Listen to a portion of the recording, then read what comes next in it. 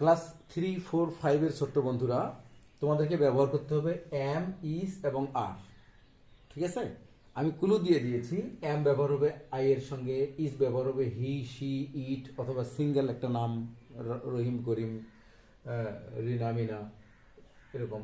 আর ব্যবহার হবে you, we, দে অথবা plural noun, Rana and Raja, Rahim and Karim, like this. Okay, let's fill in the gaps. Number one,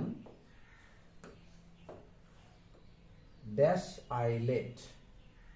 আমি এখানে লিখে দিয়েছি আই এর সঙ্গে এম হবে, তাহলে এখানে আবার কি ব্যবহার করব? M I let.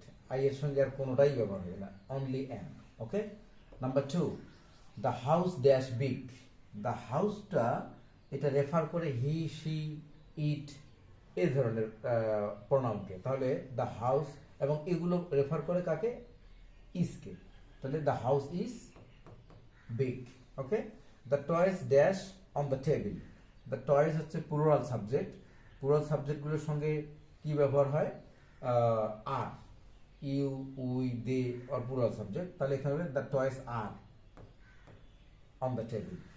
My brother dash ton.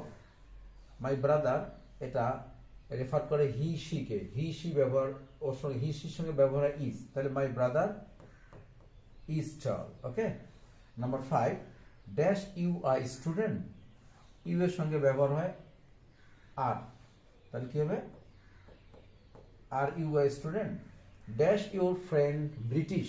Your friend এটা হচ্ছে হি, শি, এটাকে রেফার করে, সিঙ্গেল নাউন এটাকে রেফার করে, এবং এটার সঙ্গে ব্যবহার হয় ইজ, তাহলে কি হচ্ছে? Your friend is your friend. এখানে কখনো তোমরা আর ইউর ফ্রেন্ড দিবা না। আচ্ছা, এবার তোমাদেরকে বলতে হবে এখানে কি হবে।